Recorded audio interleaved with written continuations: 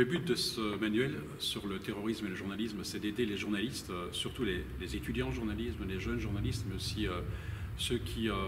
dans leur pratique quotidienne, ne sont pas amenés à suivre de très près les questions liées au terrorisme, de couvrir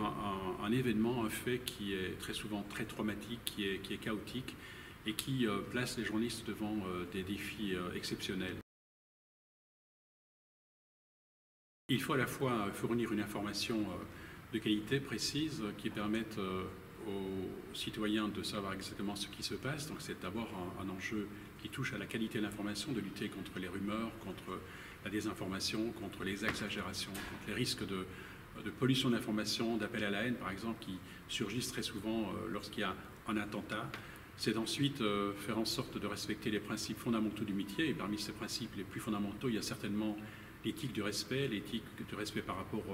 aux victimes. C'est le sens de la responsabilité de se demander quelles sont les conséquences des actes qu'on va poser comme journaliste. Par exemple, est-ce que ce qu'on est en train de faire va compromettre ou non la sécurité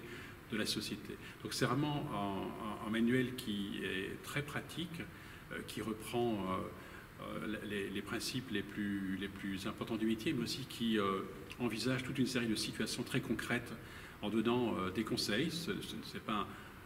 un livre qui donne des dogmes, parce que sur un certain nombre de sujets, il y a des différences, il y a des divergences qui sont absolument légitimes, mais c'est pour accompagner les journalistes dans leur réflexion, dans leur préparation,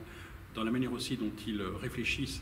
aux actes qu'ils ont posés lors de la couverture des attentats. Donc c'est un manuel